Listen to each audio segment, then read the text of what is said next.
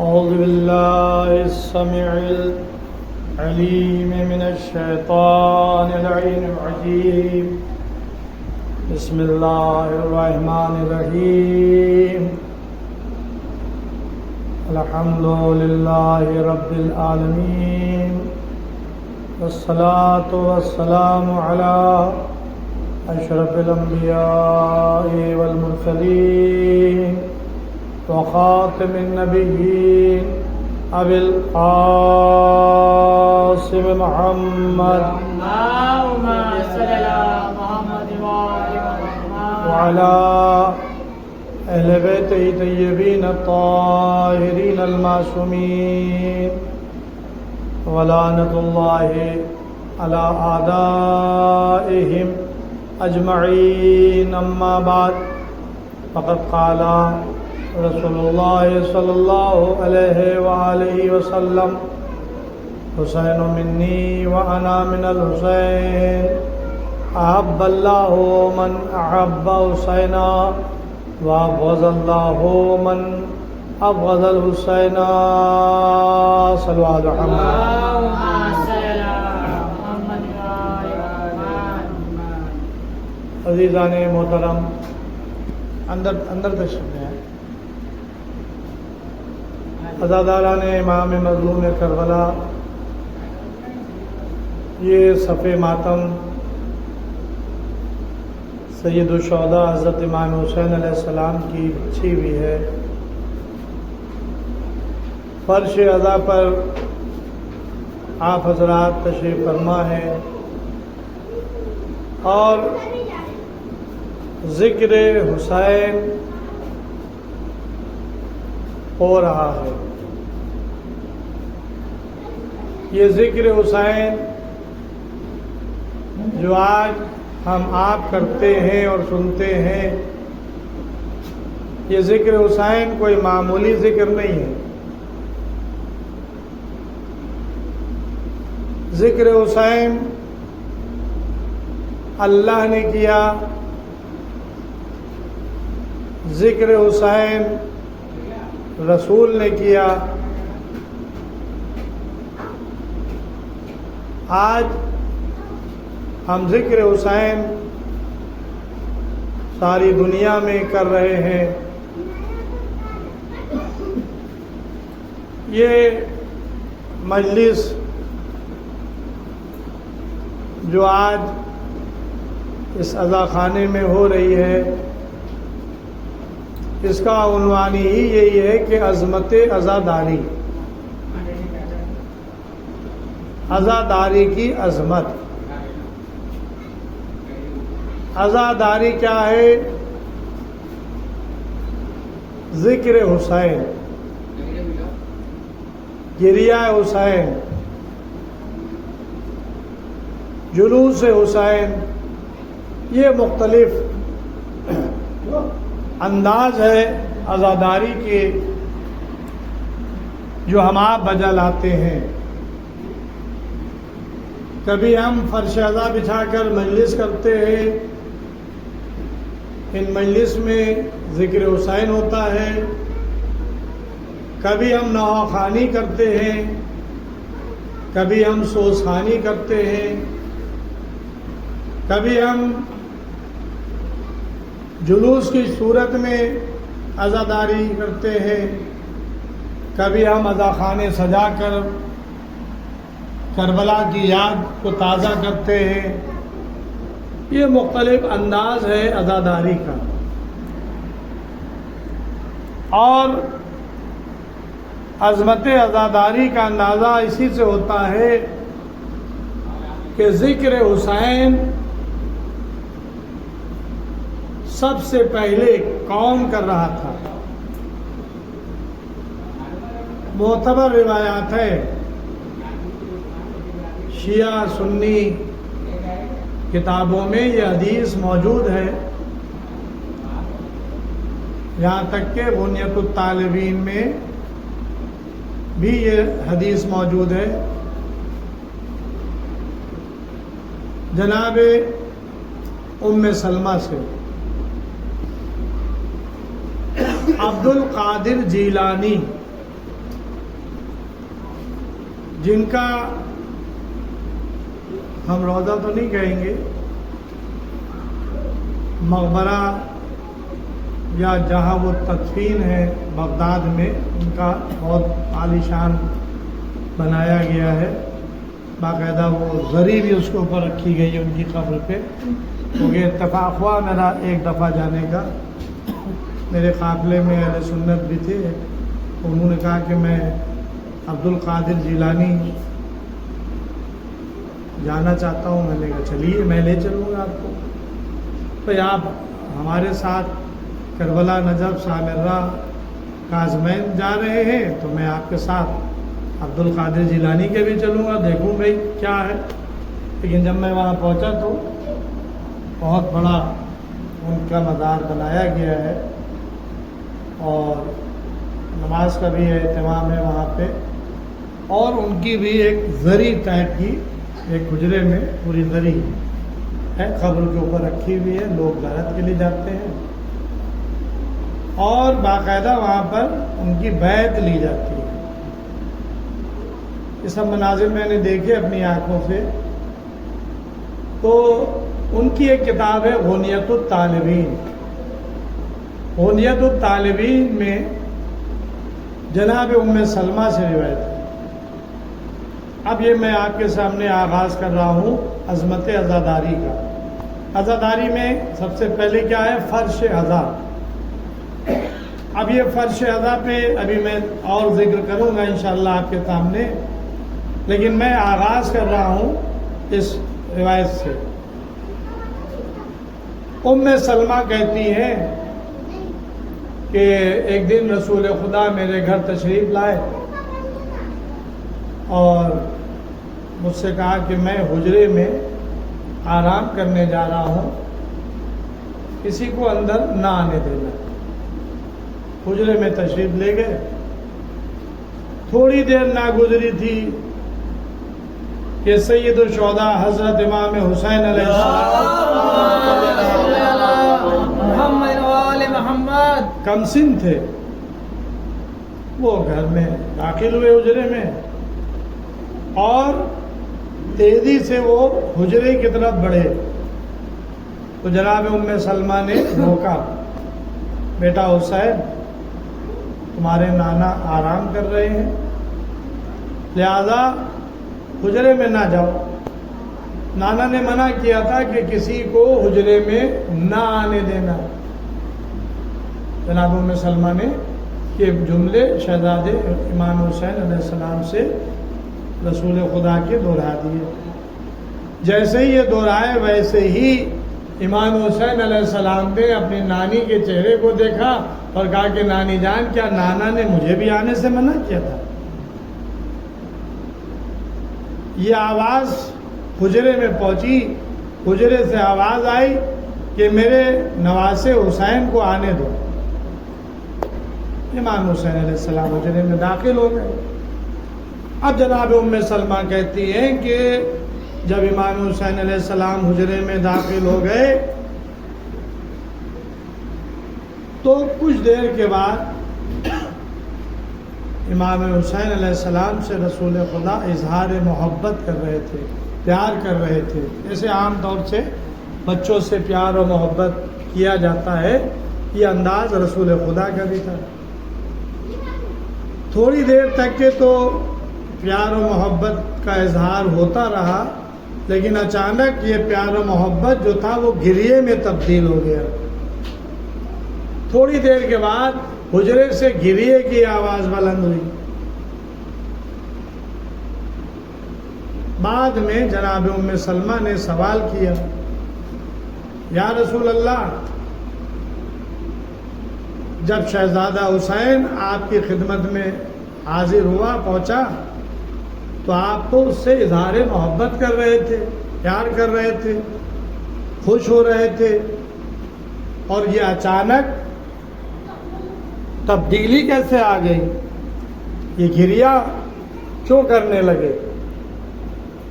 تو جبرائیل امین رسول خدا جواب دیتے ہیں کہ اے ام سلمہ، ابھی جبرائیل امین آئے تھے، جب میں حسین سے پیار و محبت کر رہا تھا اس وقت جبرائیل امین نازل ہوئے، اور آنے کے بعد جبرائیل نے کہا کہ خداوند عالم نے یہ ارشاد فرمایا ہے کہ اے رسول، آپ کا یہ فرزند حسین جس سے آپ اتنی محبت کر رہے ہیں، یہ کربلا کے میدان میں بھوکا اور پیاسا ذبح کیا جائے گا۔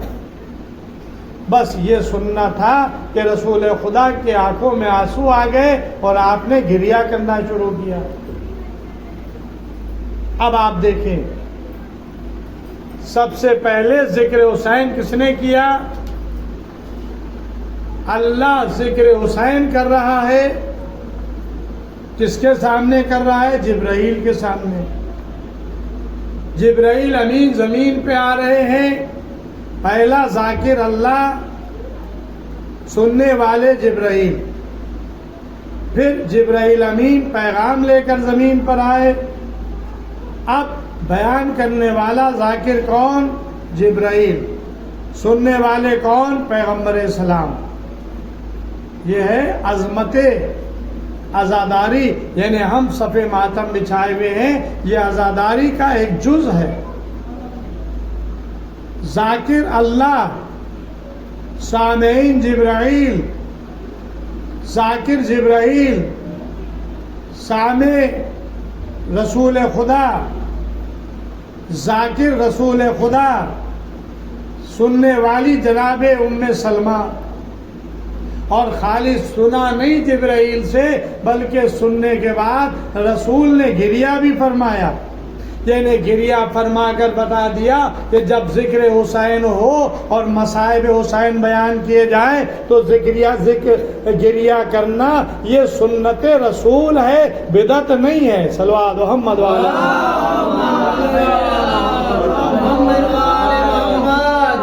گریہ کرنا یہ سنت رسول ہے، بدعت نہیں ہے۔ امام حسین علیہ السلام پہ ایک نعرے صلوات۔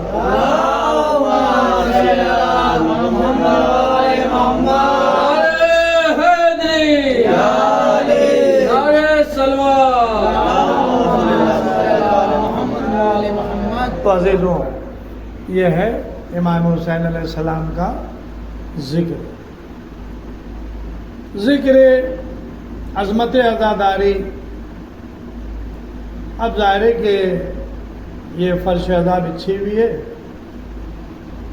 آپ حضرات بیٹھے ہوئے ہیں، بحیثیت ذاکر کہ میں آپ کے سامنے خطاب کر رہا ہوں، لیکن آپ کو یہ حضرات ایک دوسرے کے جاننے والے نظر آ رہے ہیں۔ مجھے بھی آپ جانتے ہوں گے کہ میں درگاہ میں رہتا ہوں، میرا نام سید علی عباس ہے، کتابوں کی دکان ہے، مجھ سے وعدہ انہوں نے لیا، میں حاضر ہو گیا پڑھنے کے لیے۔ یہ ظاہری عزاداری کی ایک صورت ہے، لیکن عزیزوں اگر معصوم نے اس کی عظمت نہ بیان کی ہوتی تو ہمیں معلوم نہ ہوتا۔ چوتھے امام، امام زین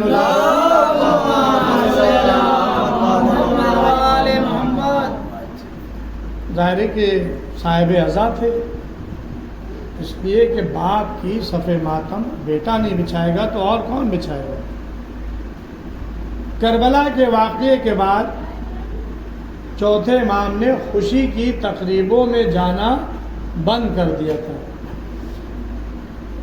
ایک چاہنے والا آتا ہے، آنے کے بعد امام سے کہتا ہے کہ مولا میری بیٹی کی شادی ہے، اگر آپ تشریف لائیں تو ہمارے گھر کی رونق دوبالا ہو جائے گی۔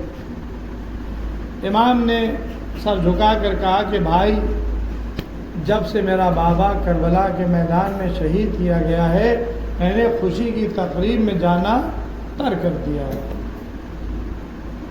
بات ختم ہو جاتی، اتنا جواب دے دیا تھا، بات ختم ہو جاتی، لیکن امام نے ایک جملہ اور کہا کہ جب تم میرے بابا کی صف ماتم بچھانا تو مجھے یاد کرنا، میں ضرور حاضر ہوں گا۔ چاہنے والے کے دل پر بات لگ گئی۔ اب ظاہر ہے کہ بیٹی کی شادی تھی، اپنے شادی میں مشغول ہو گیا۔ جب شادی سے فارغ ہوا تو اس نے امام کی اس جملے کو اپنے دل پہ لکھ لیا تھا اور اب اس نے اہتمام کیا صف ماتم کا،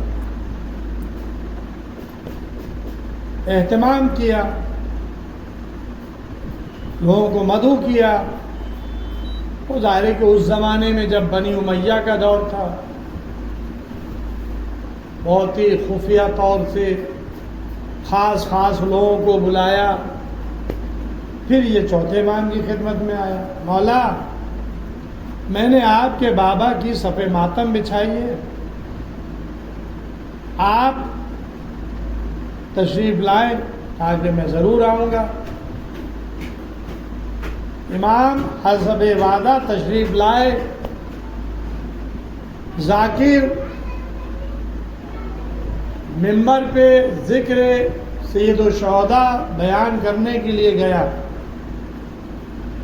اس نے امام کے لیے خاص مقام بنایا تھا، مسند بچھائی تھی اور امام کو اس جگہ پر بیٹھالا تھا۔ لوگ جمع ہوئے اور ذکر سید الشہداء شروع ہو گیا۔ اب آپ دیکھیں کہ عظمت عزاداری کیا ہے اور ذاکر کی عظمت کیا ہے اور سامعین کی کیا عظمت ہے۔ یعنی امام فرش عزا پر بیٹھا ہوا ہے اور ذاکر ممبر پہ امام کے سامنے ہے۔ یعنی یہ امام ذاکر کو مرتبہ دے رہے ہیں کہ یہ میرے جد کا ذکر کرنے کے لیے گیا ہے، خود فرش عزا پر بیٹھے ہوئے ہیں۔ یہ تو میں ایک واقعہ بیان کر رہا ہوں آپ کے سامنے عظمت عزاداری کے عنوان سے، ورنہ بہت سے واقعات ہیں۔ خاص طور سے مرثیہ گو شاعر دیبل خزائی امام رضا علیہ السلام کی خدمت میں آئے، انہوں نے آ کے مرثیہ پڑھا۔ چوتھے امام کی خدمت میں شاعر آئے، انہوں نے آ کر مرثیہ پڑھا۔ یہ امام کے سامنے کربلا کے مسائل بیان کیے جاتے تھے اور صاحب عزا گریا کرتا تھا۔ بس روایت یہ بتاتی ہے کہ جب ذاکر نے مسائل پڑھے تو گریے کا عالم یہ تھا کہ ایک دوسرے کی خبر نہ رہی۔ صاحب خانہ بھی اس گریے میں مصروف رہا، اسے یہ خبر نہیں کہ کیا ہو گیا۔ جب مجلس تمام ہوئی تو اس نے مسند کی طرف دیکھا تو امام نظر نہیں آئے۔ اب جو اس نے مجمع میں نظر دوڑائی تو امام کو کیا دیکھا کہ جہاں پر نالین اتاری جاتی ہے امام وہاں تشریف فرما۔ یہ کھڑا ہوا امام کی خدمت میں، مولا مجھ سے کیا خطا ہو گئی؟ میں نے آپ کے لیے خاص مقام بنایا تھا، مسند بچھائی تھی، آپ کو وہاں پر بیٹھالا تھا، یہ آپ وہ جگہ چھوڑ کر یہاں پہ آ گئے۔ روایت کو میں نے پڑھا ہے اس لیے میں دہرا رہا ہوں کہ امام اس مقام پر بیٹھے جہاں پر نالین اتاری جاتی تھی، اور جب اس نے یہ جملہ کہا کہ مولا مجھ سے کیا خطا ہوئی کہ آپ وہ مقام چھوڑ کر یہاں آ گئے، تو امام نے کہا کہ تم نہیں دیکھ رہے ہو جو میں دیکھ رہا ہوں۔ اس مجلس میں کون کون آیا ہے؟ اس میں ارواح انبیاء آئی ہیں، صاحب عزا آئے ہیں، لہذا اس مجلس کی عظمت ہے، یہ عبادت ہے۔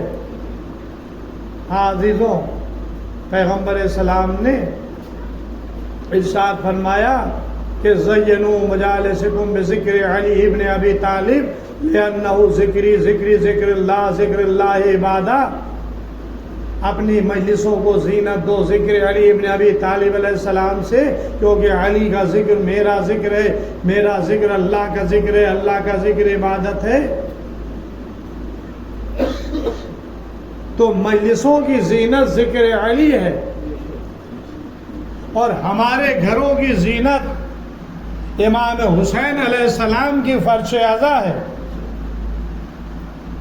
آپ دیکھیں کہ جب ماہ محرم کا چاند نمودار ہوتا ہے اور ماہ اذا قریب آتا ہے تو ہمارے گھروں کو چاہنے والے کیا کرتے ہیں؟ گھروں کو صاف کرنا، رنگائی پتائی کرنا، وہ مقام جہاں پہ اذا خانہ سجا جائے گا اس کو صاف کرنا، پاک کرنا، اور چاند رات کو علم کھڑے کرنا، تازے لا کر رکھنا۔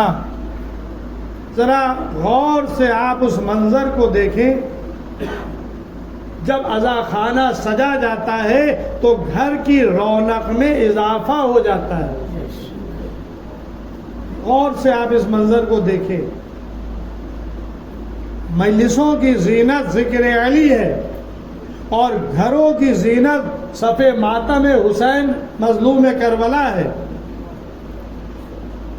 رونق آ جاتی ہے، لوگ آ رہے ہیں، ماتم کر رہے ہیں، نوحہ کر رہے ہیں، سینہ زنی کر رہے ہیں، مجلس پڑھ رہے ہیں، سوسانی کر رہے ہیں، اور جب تک کہ اذا خانہ سجا رہتا ہے گھر کی زینت دوبالا رہتی ہے اور زینت قائم رہتی ہے۔ لیکن جس دن گھر سے تعزیہ اٹھتا ہے اور اس کے بعد پھر شام کو آپ اس منظر کو دیکھیں، لگتا ہے کہ گھر ویران ہو گیا،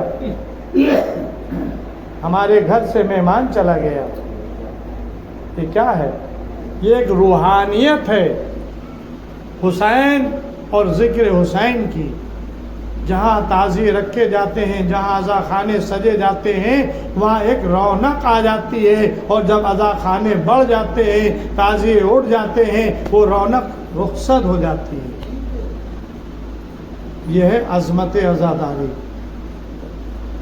یہ تعزیے یعنی یہ کپڑے کے پٹکے نہیں ہیں، یہ تانبے پیتل کے علم نہیں ہیں، یہ کاغذ کا تعزیہ نہیں ہے، بلکہ اس میں ایک روحانیت ہے۔ اس کے اندر، کیونکہ ہم کیا کہتے ہیں، ہمارے گھر میں مولا مہمان آئے ہیں، تو ہمارے گھر میں مولا مہمان آئے ہیں، تو جب مہمان آتا ہے تو رونق میں اضافہ ہوتا ہے، اور جب مہمان چلا جاتا ہے تو رونق میں کمی آ جاتی ہے۔ تو بس عزیزوں، فرش عزا بچھا کر ہم ذکر حسین کرتے ہیں۔ مجھے زیادہ طول نہیں دینا ہے مجلس کو، لیکن عزیزوں یہ بھی بتاتا چلوں کہ اس کی بانی کون ہے؟ ہماری آپ کی شہزادی جناب زینب صلوات اللہ علیہ، علی کی بیٹی، حسین کی بہن جناب زینب۔ شاید اسی لیے حسین اپنے ساتھ ان بیویوں کو بھی لائے تھے، جانتے تھے کہ کربلا میں ہم تو قتل کر دیے جائیں گے، لیکن ہمارے مشن کو، ہمارے مقصد کو اگر کوئی بچائے گا اور لوگوں تک پہنچائے گا تو ہماری یہ خانوادہ ہوگا، اس کا سربراہ میرا بیٹا علی ابن الحسین زین العابدین ہوگا، اور شہزادی زینب ہوگی۔ آپ دیکھیں کہ کربلا کے واقعے کے بعد یزید یہ سمجھ رہا تھا کہ ہم فاتح ہو گئے اور امام مفتوح ہو گئے، امام فاتح نہیں رہے۔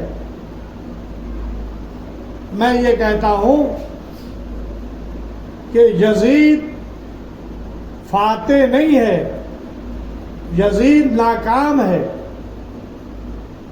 اور حسین فاتح ہے۔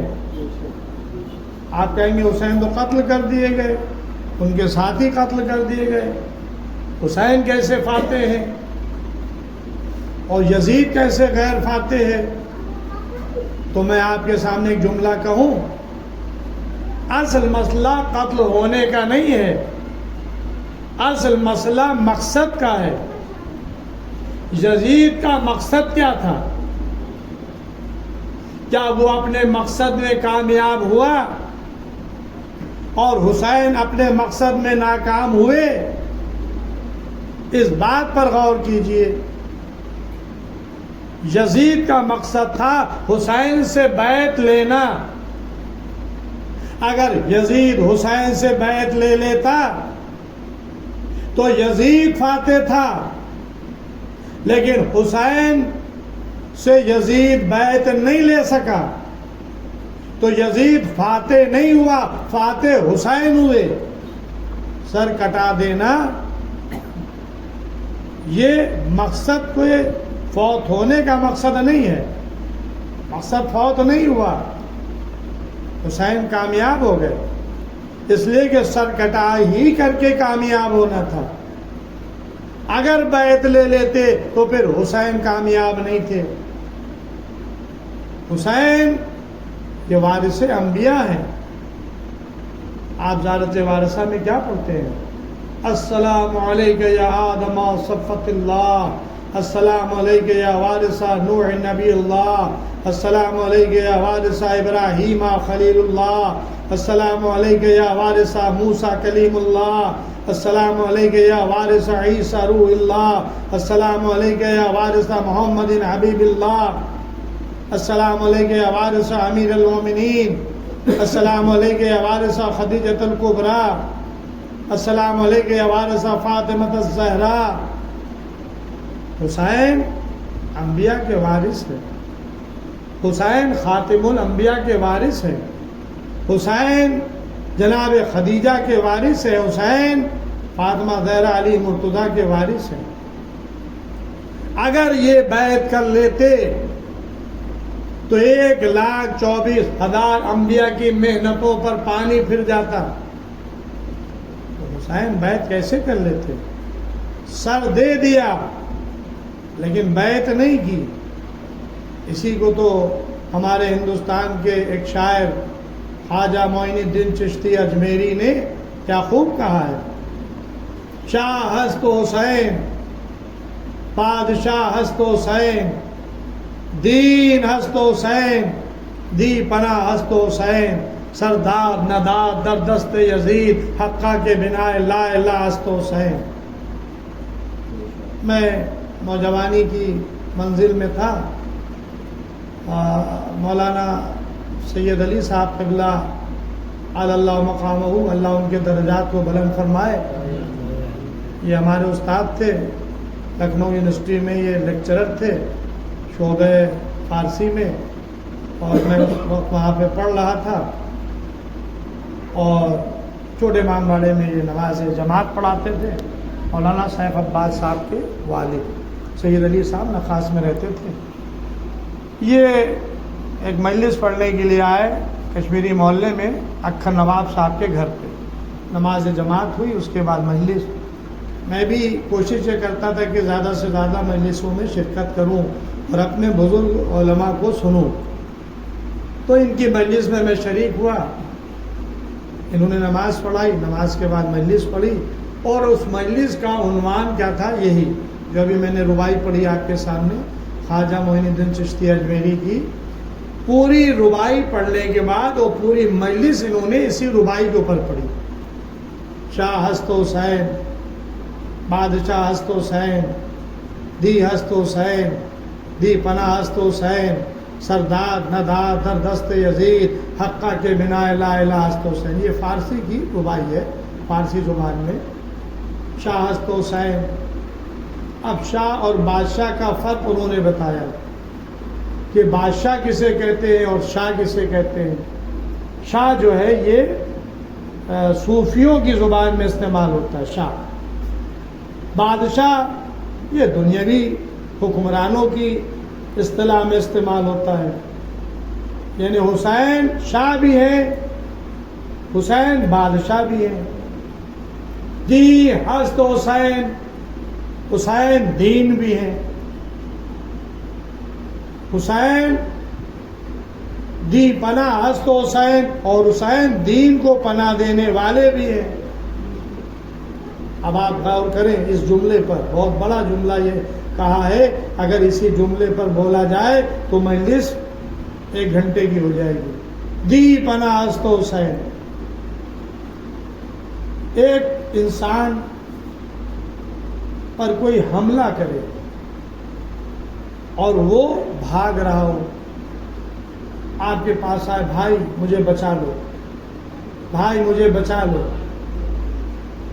موت میرا پیچھا کر رہی ہے، فلاں شخص مجھے مارنے کے لیے آ رہا ہے، مجھے بچا لو، تو اب یہ کیا کہا جائے گا؟ اگر جو بچائے گا آپ کہیں گے اس نے فلاں کو پناہ دی، یعنی جب کوئی خطرے میں ہوتا ہے تو اس کو پناہ دی جاتی ہے۔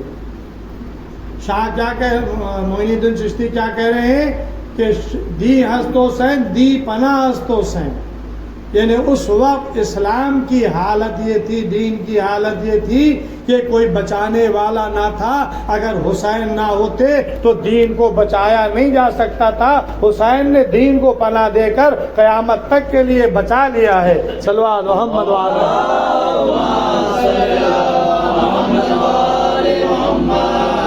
نعرے حیدری، نعرے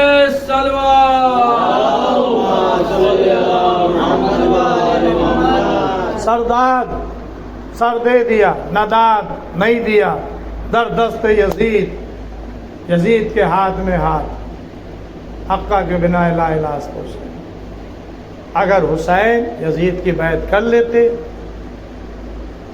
تو حسین ناکام تھے اور یزید کامیاب تھا، لیکن حسین نے بیعت نہیں کی، سر دے دیا تو حسین کامیاب ہو گئے اور یزید اپنے مقصد میں ناکام ہو گیا۔ بس عزیزوں، کربلا میں یہ واقعہ سن 61 ہجری 10 محرم کو رونما ہوا، آپ کا پورا کنبہ شہید کر دیا گیا۔ 11 محرم کو اسیروں کا قافلہ کربلا سے کوفے آیا، کوفے سے شام آیا۔ شام کے 3 منظر ہیں، مجھے تفصیلات میں نہیں جانا ہے۔ ایک ہے بازار شام، ایک ہے دربار شام، ایک ہے زندان شام۔ عزیزوں، اس کو زبان سے بیان نہیں کیا جا سکتا۔ اگر کوئی یہاں پر جو بیٹھے ہوئے ہیں یا جو سن رہے ہیں، اگر یہ شام گئے ہوں گے تو انہوں نے اس منظر کو دیکھا ہوگا کہ وہ بازار شام کتنا بڑا ہے، میں بیان نہیں کر سکتا۔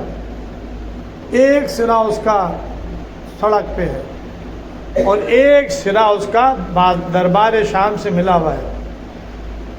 چلتے چلے جائیے، سینکڑوں دکانیں اس بازار شام میں ہے، 2 رویاں، ادھر بھی اور نیچے بھی اور چھت پر بھی۔ اور تاریخ میں یہ لکھا کہ جب اہل بیت کو اس بازار سے گزارا گیا ہے تو ایک تو آئینہ بندی کی گئی تھی، سجایا گیا تھا، اور دوسرے تماشائیوں کا مجمع تھا۔ آل محمد اس بازار شام سے گزرتے ہوئے دربار شام کے دروازے تک پہنچے اور وہاں انہیں کھڑا کر دیا گیا۔ کھڑا کیوں کیا گیا؟ ابھی دربار سجایا جا رہا، 3 دن کھڑے رہے۔ 3 دن کے بعد جب دربار آراستہ ہو گیا تب دربار میں انہیں لے جایا گیا، سر برہنہ۔ عزیزوں، بیویوں کے سروں پر چادریں نہیں تھیں، کربلا میں چادریں چھین لی گئی تھیں۔ راستے میں کئی مقام ایسے آئے جہاں پہ کچھ چاہنے والوں نے چادریں لا کے دیں، چوتھے امام کی فرمائش پر چادریں لا کر دیں کہ آپ، امام نے فرمائش کی چادریں کا اہتمام کر دو، چادریں لائے، بیویوں کو چادریں دیں، لیکن دشمنوں نے وہ چادریں بیویوں کے سر پہ رہنے نہ دی، چادریں چھین لی پھر دوبارہ۔ بس عزیزوں، مجھے زیادہ نہیں پڑھنا ہے، مجلس تمام کر رہا ہوں۔ سر برائنا جب دربار شام میں جانے کا مسئلہ آیا تو شہزادی زینب نے کہا کہ یہ لوگ ہمیں کمزور سمجھتے ہیں، میں اس طرح سے دربار شام میں نہیں جاؤں گی۔ اے بیویوں میرے قریب آؤ، میں بد دعا کرتی ہوں تم آمین کہنا۔ جناب ام کلثوم، جناب رباط، جناب ام لیلہ، یہ ساری بیویاں قریب تھیں۔ جناب زینب صلوات اللہ نے ہاتھوں کو بلند کیا، چاہتی تھی کہ بد دعا کرے۔ ایک مرتبہ سر حسین پر نگاہ پڑی، دیکھا کہ بھائی کی آنکھوں میں آنسو ہیں، تڑپ گئی، بھیا حسین آپ کو کس نے رلا دیا؟ کہا کہ بھائی اے میرے بہن زینب بد دعا نہ کرنا، اگر تم نے بد دعا کر لی تو میری محنت رائگاں ہو جائے گی، سربراہ بلوے عام میں چلی جاؤ، سربراہ دربار شام میں داخل ہو جاؤ۔ بس عزیزوں، شہزادی زینب ایک رسن میں 12 گلے دربار یزید میں داخل ہو گئی۔ یزید کے سامنے ان کو کھڑا کیا گیا۔ اب یہاں پر بہت سے مناظر ہیں، تاریخ نے ان مناظر کو لکھا ہے، مجھے سب بیان نہیں کرنا ہے۔ جناب سکینہ کا امتحان بھی ہوا، جناب زینب سے کیسے سوال بھی ہوا، اور خطبہ جناب زینب اور خطبہ جناب سید سجاد یہ شام کے انقلابی خطبے ہیں۔ دربار شام میں جو جناب زینب نے خطبہ دیا ہے بھرے دربار میں، تاریخ ساز خطبہ ہے، اور سید سجاد نے جو خطبہ دیا ہے اس لیے کہ منبر پہ یزیدی خطیب گیا تھا اور اس نے یزید و بنی امیہ کی تعریف کی تھی اور آل محمد کی منقصت کی تھی، برائیاں کی تھی۔ جب وہ اپنا کام کر چکا تو چوتھے امام نے کہا کہ کیا مجھے بھی اجازت ہے کہ میں اس لکڑی کے ٹکڑوں پر جاؤں؟ منبر نہیں کہا، لکڑی کے ٹکڑوں پر جاؤں، تو یہ اجازت نہیں دے رہا تھا۔ لیکن دربار میں جو 700 کرسی نشین تھے، ان لوگوں نے کہا کہ اس قائدی کو کیوں نہیں جانے دیتے؟ لیکن اسے کیا معلوم تھا کہ یہ خطیب آل محمد ہے، یہ علی منبر سلونی کا وارث ہے۔ اور جب چوتھے امام منبر پہ گئے اس لکڑی کے ٹکڑوں پر اور جا کر خطبہ دیا تو فضائل کا ایک سمندر تھا جو موزن تھا۔ اپنا تعارف کرایا، میں مکے کا بیٹا ہوں، میں مینا کا بیٹا ہوں، میں زمزم کا بیٹا ہوں، میں ابراہیم کا بیٹا ہوں، میں رسول خدا کا بیٹا ہوں، میں فاطمہ زہرا کا بیٹا ہوں، میں علی کا بیٹا ہوں، میں حسین کا بیٹا ہوں۔ اب جو خطبہ دیا تو لوگ گریہ کر رہے تھے، رو رہے تھے۔ یزید کو اذان کہلانا پڑی خطبہ روکنے کے لیے۔ امام نے کہا کہ اللہ اکبر۔ جب اس نے کہا اشہد ان لا الہ الا اللہ، امام نے کہا بے شک اللہ کے علاوہ کوئی نہیں ہے، میں گواہی دیتا ہوں۔ جب مؤذن نے کہا اشہد ان محمد رسول اللہ، تو چوتھے امام نے کہا کہ ٹھہر جاؤ۔ یزید سے مخاطب ہوئے، یزید یہ بتاؤ یہ اذان میں جو نام لیا جا رہا ہے یہ کس کے جد تھے، تمہارے جد تھے یا میرے؟ یہ تھی امام کی جرأت۔ بس عزیزوں، دربار شام کے بعد پھر زندان شام کی منزل آئی۔ امام کو قید، اہل حرم کو قید کر دیا گیا، سال بھر تک کے قید میں رہے، اور وہ خرابہ جس میں قید میں تھے، وہ خرابہ ایک بوسیدہ گھر تھا جس کی چھت بھی نہیں تھی، رات کی اوس، دن کی دھوپ، بیویوں کے چہرے متغیر ہو گئے تھے۔ بس عزیزوں، جناب سکینہ کی شہادت واقع ہوئی۔ جناب سکینہ کی شہادت کے بعد یزید نے اہل بیت کو رہا کر دیا، چوتھے امام کو بلایا، ہاتھوں سے ہتھکڑیاں اتروائیں، بیڑیاں اتروائیں، گلے سے طوق خاردار اتروایا، کہا کہ ہم نے آپ کو آزاد کر دیا، چاہے آپ شام میں رہیں، چاہے آپ واپس مدینے جائیں۔ کہا کہ میں پہلے اپنی پھوپھی سے پوچھ لوں۔ عظمت عزاداری کو آپ دیکھیں، چوتھا امام، امام وقت ہے، خود فیصلہ نہیں کر رہا ہے، پھوپھی سے پوچھ لوں۔ آئے قید خانے میں، پھوپھی اماں یزید نے ہمیں رہا کر دیا، تو کہتا ہے چاہے شام میں رہیں، چاہے مدینے واپس جائے، آپ بتائیے شام میں رہیں گی، مدینے واپس جائیں گی. کہا کہ بیٹا میں مدینے واپس جاؤں گی، لیکن یزید سے کہہ دے کہ جب سے میرا بھائی مارا گیا میں دل کھول کر اپنے بھائی کو پرسہ نہیں دے سکتی. میرے لیے ایک مکان خالی کرا دیا جائے، میں بھائی کی صف ماتم بچھانا چاہتی ہوں. قید شان سے چھوٹنے کے بعد شہزادی نے سب سے پہلے اپنے بھائی کی صف ماتم بچھائی. پیغام گیا، مکان خالی ہوا، بیویاں آئیں. 7 دن تک حسین کی صف ماتم بچھی رہی. شام کی عورتیں آتی رہیں، شہزادی زینب کو پرسہ دیتی رہیں. 7 دن کے بعد شہداء کے سر، اے بیٹا سید سجاد یزید سے کہہ دے کہ ہمارے وارثوں کے سروں کو دیکھ دے، ایک دفعہ ہم اپنے وارثوں کے سروں سے رخصت ہو گئے. سر آئے، سب نے سروں کو لیا. میں منظر بیان نہیں کر سکتا. علی اکبر کا سر آیا، ام لیلا آگے بڑھی، ہم شکل پیغمبر علی اکبر. جناب ام لیلا نے شام کی عورتوں سے خطاب کیا ہوگا، اے شام کی رہنے والیوں، جانتی ہو یہ کون ہے؟ یہ شبیہ پیغمبر ہے. میرا جوان بیٹا علی اکبر 18 سال کی عمر میں سینے پر برچھی کا پھل لگا. قاسم کا سر آیا ہوگا، جناب ام فروہ آگے بڑھی ہوں گی، آواز دی ہوگی، ارے یہ حسن کی نشانی قاسم ہے، اس کی لاش گھوڑوں کی ٹاپوں سے پامال کی گئی، زندگی میں لاشا پامال ہوا.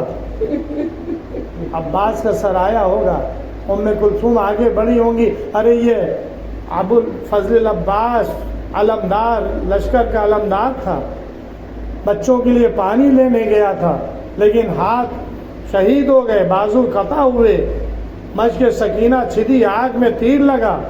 ہاں عزیزو، جب بیویاں یہ مصائب بیان کرتی ہوں گی تو کیا عالم ہوگا، ارے بیویوں میں کوہرام بپا ہوگا. سر حسین آیا، جناب زینب آگے بڑھی، اپنے ماجائے کا سر لے لیا. اے شام کی رہنے والیوں، یہ میرے ماجائے حسین کا سر ہے، ارے میری ماں نے چکیاں پیس پیس کے پالا تھا. 2 ننھے اور سر آئے، ان سروں کا لینے والا کوئی نہ تھا. شام کی عورتوں نے کہا، ارے کیا اس کی ماں زندہ نہیں ہے؟ اس کی ماں اب زندہ نہیں ہے. یہ سننا تھا کہ جناب زینب تڑپ گئی، ارے یہ نہ کہے ان بچوں کی دکھیاری ماں زینب ہوں، ارے میں اس بھائی کا ماتم کر رہی ہوں. اس کی ماں نے چکیاں پیس پیس کے پالا تھا.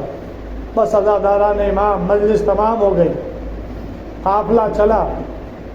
7 دن ہو گئے، ہماری یہاں آئیں، حریر و دیبا کے پردے پڑے.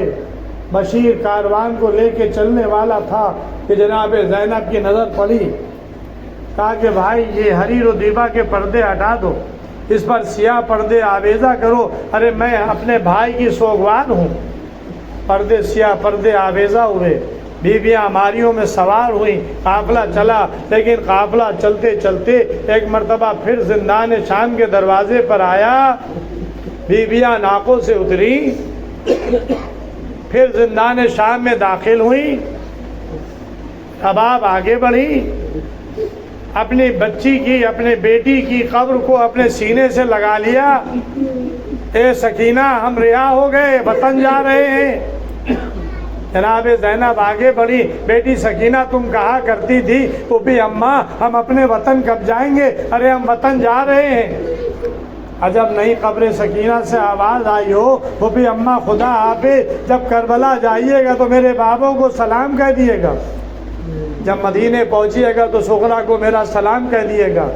بس عزیزوں 2-4 جملے اور مجلس تمام. ہاں عزیزوں، یہ قافلہ کربلا سے، یہ قافلہ شام سے چلا. بشیر نے چوتھے امام سے کہا کہ یہ راستہ سیدھے مدینے گیا ہے، یہ کربلا ہو کر گیا ہے، آپ کدھر سے چلیں گے؟ کہا کہ پہلے کربلا جائیں گے. بس عزیزوں، یہ قافلہ کربلا کی طرف چلا. 40 کا دن تھا، چیلم کا دن تھا. جب یہ قافلہ کربلا کی سرزمین پر پہنچا، شب 40 مدینے سے جناب جابر ابن عبداللہ انصاری پہلے زائر حسین اپنے غلام عطیہ کو لے کر آئے، فرات سے غسل کیا، قبر حسین پر آئے، اپنے کو قبر حسین پر گرا دیا، حسین علیہ السلام کے فضائل بیان کرتے جاتے تھے، گریہ کرتے جاتے تھے، اتنا روئے غش آ گیا۔ بس عزیزوں ادھر قافلہ قریب آ گیا، کسی نے آواز دی، جابر، اے جابر میری قبر سے ہٹ جاؤ۔ قبر حسین سے آواز آئی، جابر میری قبر سے ہٹ جاؤ۔ کہا کہ آقا کیا مجھ سے کوئی خطا ہو گئی؟ کہا کہ نہیں، تم سے خطا نہیں ہوئی ہے، ارے میری بہن زینب زندان شام سے رہا ہو کر آ رہی ہے۔